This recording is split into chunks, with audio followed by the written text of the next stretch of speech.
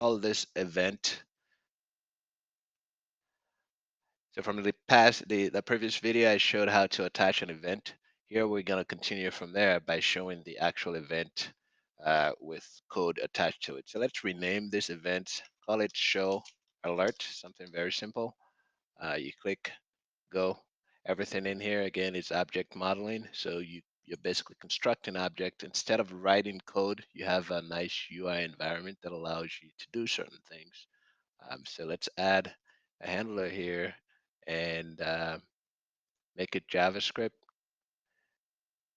If we open this handler now, we can do a quick alert in here, hit save. Now if I come back here and I click this, it shows my alert. In all of this, we haven't created a single tag. And this is, if you ask me, I think it's a very nice way of constructing your user interface front end. And of course, we showed an event handler here, so you can go from here and say make an AJAX call to your backend. And of course, our platform is end to end, which means you're going to use the same environment that you're looking at to build your backend. So you get an end to end solution for building web apps. Um, this is meant to be a fairly quick demo. So I will add something a little bit more interesting. Let's say um, you want to interact, you want to add some interactivity when somebody clicks on this button. Um, one thing you could do is I'm going to add a way to just change that button text. So you can do that by, there are a number of ways to do it actually, but this is one way you could do it by injecting a way to change the markup. Of course, you could do that with, let's say, a directive as well, but it's simpler to do it this way. So let's say, you know, button text is what we're gonna go for. So you hit save, but of course we need to define that button text so that it's part of the data properties. Um, in here, you actually can attach data properties at any level of the object model. You don't have to add it to the view data object itself. You can add it at any level. It doesn't matter how complex this stuff gets. You can add data properties at different levels contextually, which is nice because it means your data object or data properties um, can be in the part of the application where it actually makes sense to you. So let's add button text as a property here, and we'll call it testing, right? So if you do that, now it's updated the button text in here. So we've gone from using the object's label to adding a custom button text.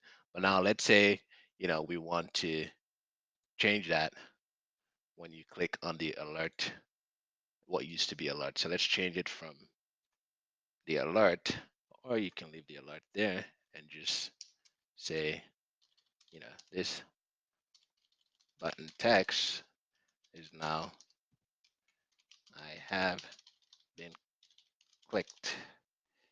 All right.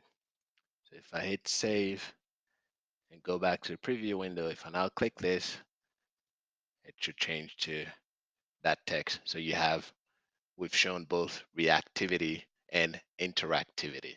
Um, so, we could make this a little bit more interesting by adding other component, but I think this shows you creating view applications without ever having to type any kind of tags. And as this stuff becomes more complex, you can take a look at the code that is generated. It's fairly straightforward code. Nothing too out of the ordinary from it. Some interesting things that it does, we created the handler here, the method. It automatically generates an appropriate method name from the label of the object itself. So here, when we created the event label, the event handler label, it converts that for you automatically. Um, a lot of very nice things that it does for you, so you don't have to get bogged down in details. Um, it should be added. This product is what we use for all of our our own solutions. So this This portal that you're looking at, this is all built using our technology. We completely dog food the whole thing. Um, I could show you the code structure for this user interface, but I'll withhold that for now. But you should know that this is completely mature technology, and you can do a lot of really powerful stuff with it.